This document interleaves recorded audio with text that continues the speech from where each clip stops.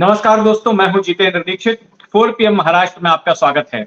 लक्ष्मीपुत्र मुकेश अंबानी भारत के नहीं, दुनिया के सबसे अमीर शख्सियतों में से एक हैं।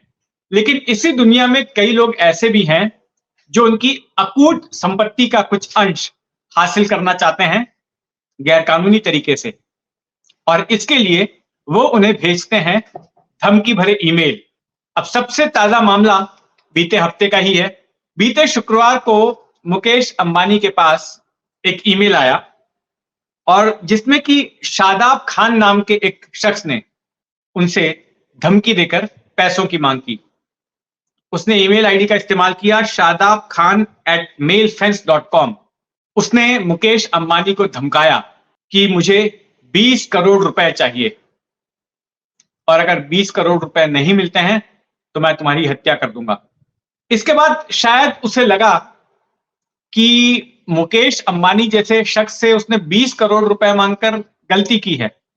20 करोड़ तो मुकेश अंबानी के लिए बहुत छोटी सी रकम है, ज्यादा रकम मांगनी चाहिए। तो अगले ही दिन उसने फिर से एक और ईमेल भेज दिया मुकेश अंबानी को और कहा कि तुमने मुझे पिछले ईमेल का जवाब नहीं दिया, इसके लिए अब मैं रकम बढ़ा रहा हूं, और एक जीरो एक्स्ट्रा ऐड कर दिया 20 करोड़ में और कहा कि मुझे 200 करोड़ रुपए चाहिए, नहीं तो मैं तुम्हें नहीं छोड़ूंगा। अब ये दो धमकी भरे ईमेल आने के बाद मुकेश अंबानी की टीम की ओर से गांवदेवी पुलिस थाने में शिकायत दर्ज की गई। जो एंटीलिया जहां पर उनका घर है, दक्षिण मुंबई के कारमाइकल रोड पर, वो इलाका आता है गांवदेवी पुलिस थाने के ज्यूरिसडिक्शन में। तो वहां एफआईआर दर्ज हुई और इसके साथ साथ महाराष्ट्र साइबर सेल ने भी अपनी जांच शुरू कर दी और पता चला कि ये जो ईमेल्स भेजे गए हैं दोनों, वो बेल्जियम के एक निजी सर्वर से भेजे गए हैं। तो अब जांच की जा रही है कि कौन शख्स है इसके पीछे। लेकिन इस पूरे मामले ने मुझे अब से 2 साल पुराने एंटीलिया कांड की याद दिला दी। आपको याद होगा एंटीलिया कांड, जब मुकेश अंबानी के इसी घर एंटीलिया के नीचे एक कार पार्क की हुई मिली थी और उसमें विस्फोटक थे, कई सारी जिलेटिन स्टिक्स थी और उसमें एक धमकी भरा पत्र पड़ा हुआ था कि मुकेश भैया, नीता भाभी, अगली बार ये जुड़ा हुआ मिलेगा। उस मामले की जब जांच शुरू हुई तो एक के बाद एक चौंकाने वाले खुलासे हुए और उसमें इतना ड्रामा निकला कि पूरी की पूरी वेब सीरीज ही बन जाए, और बन भी रही है। मेरी एक दोस्त ने किताब लिखी है, संजय सिंह ने, क्रिमिनल्स इन यूनिफॉर्म नाम की, और उस किताब पर अब वेब सीरीज भी बनने वाली है। पता ये चला कि वहां पर जो कार पार्क की गई थी, उस कार को उसी शख्स ने पार्क किया था जिसके ऊपर इस मामले की जांच की जिम्मेदारी थी। आरोप लगा मुंबई पुलिस की क्राइम ब्रांच के क्राइम इंटेलिजेंस यूनिट के प्रमुख सचिन वाजे पर कि सचिन वाजे ने जिलेटिन भरी ये स्टिक वहां पार्क कर दी थी स्कॉर्पियो कार में, और उसके बाद खुद ही इस मामले की जांच भी करने लग गए। अच्छा हुआ ये कि जल्द ही इस मामले में एटीएस, एंटी टेररिस्ट स्क्वाड भी जांच करने लगा और स्क्वाड को पता चला कि दाल में काफी कुछ काला है और सचिन वाजे की ओर संदेह की सुई जा रही थी। सचिन वाजे को हो सकता था एटीएस गिरफ्तार कर लेती और सचिन वाजे को इस बात की भनक लग गई। तो सचिन वाजे पर आरोप ये लगा कि सचिन वाजे ने अपने एक पुराने एनकाउंटर स्पेशलिस्ट बॉस की मदद से उस शख्स को ही मरवा दिया जिसकी गाड़ी का इस्तेमाल उन्होंने ये एक्सप्लोजिव प्लांट करने के लिए किया था।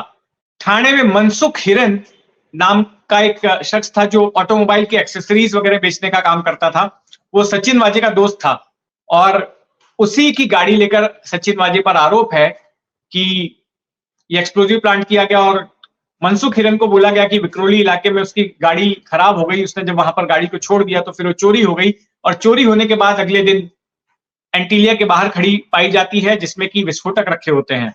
तो एटीएस अपनी जांच में मनसुख हिरन से भी पूछताछ कर रही थी, मीडिया अपना पैरेलल इन्वेस्टिगेशन चला रही थी।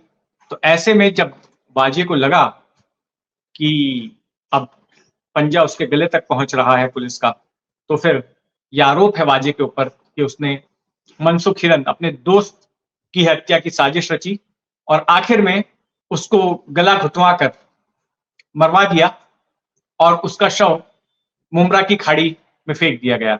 इस मामले में कई खुलासे हुए जब विपक्ष ने काफी इस मामले को लेकर हंगामा मचाया। उस वक्त उद्धव ठाकरे की सरकार थी और देवेंद्र फडणवीस ने विधानसभा में पुरजोर तरीके से इस मामले को उठाया। तो उसके बाद अनिल देशमुख, जो कि गृह मंत्री थे, उनके ऊपर उंगली उठी कि भाई आप गृह मंत्री हैं और आपके कार्यकाल में क्या हो रहा है, आपकी पुलिस इस तरह से उद्योगपति के सामने, घर के सामने जाके विस्फोटक प्लांट करती है। तो अनिल देशमुख ने उसका बिल फाड़ा, आरोप लगा दिया पुलिस कमिश्नर परमवीर सिंह के ऊपर कि परमवीर सिंह ने इस मामले में मुझे अंधेरे में रखा, और परमवीर सिंह को पुलिस कमिश्नर पद से हटा दिया गया। परमवीर सिंह ने भी पलटवार किया। परमवीर सिंह ने पलटवार करते हुए मुख्यमंत्री उद्धव ठाकरे और राज्यपाल को खत लिखा और यह कहा कि अनिल देशमुख बतौर गृह मंत्री सचिन वाजे पर यह दबाव डालते थे कि वो मुंबई भर के रेस्टोरेंट और बार मालिकों से, प्रतिष्ठानों से 100 करोड़ रुपए की वसूली करके हर महीने लाके उन्हें दें, और वाजे और अनिल देशमुख के बीच मिली भगत थी, इस तरह का आरोप उन्होंने लगा दिया। इसके बाद अनिल देशमुख की भी कुर्सी चली गई और फिर अनिल देशमुख की गिरफ्तारी हुई। सीबीआई और एनफोर्समेंट डायरेक्टरेट ने उनके खिलाफ आपराधिक मामले दर्ज कर दिए और उन्हें जेल भेज दिया गया। और एनआईए इस मामले में आ गई। एनआईए ने इस मामले की जांच शुरू की और एनआईए ने अपनी चार्जशीट में कहा कि सचिन वाजे और बाकी के आरोपियों ने मुकेश अंबानी से जबरन उगाही के मकसद से यह पूरी साजिश रची थी, एक्सटॉर्शन के इरादे से यह सारा कुछ किया गया था। मैं आपको बता दूं कि इससे पहले भी मुकेश अंबानी को धमकी आ चुकी है।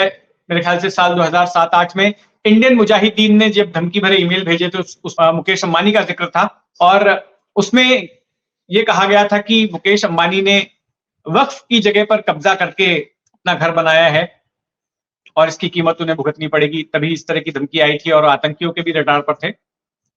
और तब से मुकेश अंबानी को जेड सुरक्षा मिली हुई है। सीआईएसएफ ने उन्हें जेड सुरक्षा दी है। इसके अलावा उनकी निजी सुरक्षा भी है। कई सारे भारत की सुरक्षा एजेंसियों से जुड़े हुए लोग, खुफिया एजेंसियों से जुड़े हुए रिटायर्ड लोग उन्होंने हायर कर रखे हैं जो उनकी सुरक्षा का ध्यान रखते हैं।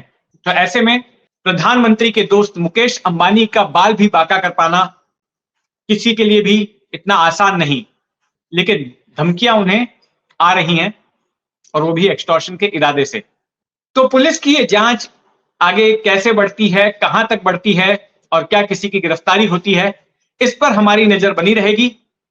आप भी अपनी नजर बनाए रखें 4 PM महाराष्ट्र पर। धन्यवाद।